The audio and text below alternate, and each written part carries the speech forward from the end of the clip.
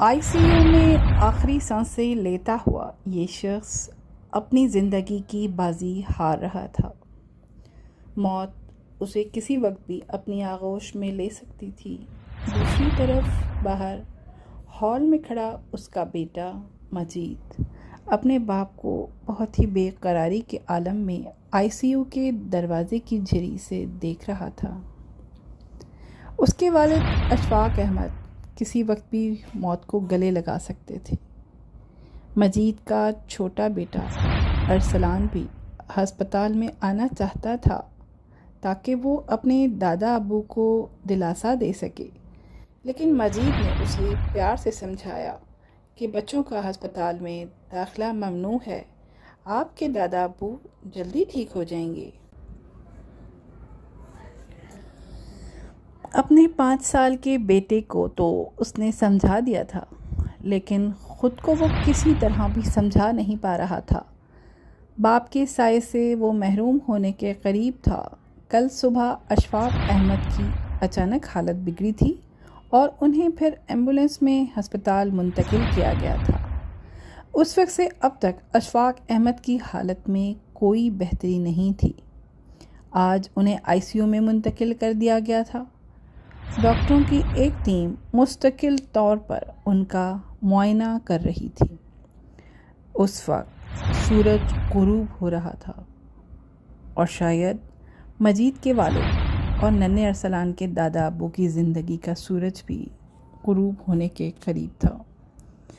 मजीद बेताबाना नज़रों से बार बार आईसीयू की झिरी से अंदर झांक रहा था। तभी एक डॉक्टर पीछे पीछे आया और बुझे हुए अंदाज में कहने लगा, आपके वालिद अशफाक अहमद का कैंसर आखिरी सतह पर पहुंच चुका है। अब उनका बचना बहुत मुश्किल है और इसके लिए हमें फ़ौरन ऑपरेशन करना होगा, जिसके लिए तकरीबन 25 लाख रुपए की ज़रूरत है। आखिरी स्टेज के कैंसर का इलाज कुछ दिनों पहले अमेरिका के माहिर डॉक्टर ने दरियाफ्त कर लिया था और ये बहुत हैरत अंगेज़ इजाद अभी कुछ दिनों पहले ही हमारे मुल्क में आई है। इस हैरत अंगेज़ इजाद के ज़रिए अगर इलाज किया जाए तो 50% बचने की उम्मीद की जा सकती है। ये टेक्नोलॉजी अभी इतनी नई है कि लोगों को इसके बारे में ज़्यादा इल्म भी नहीं और ये काफ़ी महंगी भी है। आपको हम बहुत अरसे से जानते हैं, इसलिए आपके साथ ये ताउन कर रहे हैं कि हम आपसे सिर्फ 25 लाख रुपए में इस इलाज को शुरू कर सकते हैं। आप आज रात तक ये पैसे जमा करा दें ताकि आज रात ही आपके वालिद का ऑपरेशन हो सके। बसूरत दीगर उनकी ज़िंदगी ख़त्म हो सकती है। डॉक्टर के ये अल्फाज मजीद पर पहाड़ बनकर टूट रहे थे।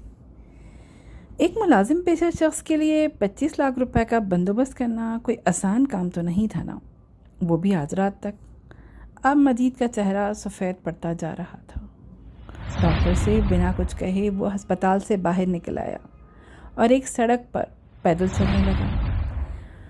बार बार पैसों का ख्याल उसके दिल में आने लगा और वो खोए खोए अंदाज में सड़क पर चलता चला जा रहा था। तभी एक शख्स पूरी कुव्वत से उससे आकर टकराया। दोनों धड़ाम से नीचे गिरे और फिर टकराने वाला शख्स बौखला कर खड़ा हो गया। मुझे माफ़ कीजिए, शायद मेरा ध्यान कहीं और था। और फिर वो दूसरी तरफ चल पड़ा। मजीद 15-20 मिनट तक खोया खोया सा सड़क पर मटर गश्ती करता रहा और आखिर उसने एक रिक्शा पकड़ा और अपने घर का पता बताकर बैठ गया। थोड़ी देर बाद वो अपने घर में दाखिल हो रहा था। घर में दाखिल होते ही उसका 5 साल का बेटा अरसलान दौड़ा दौड़ा आया और उससे लपट गया।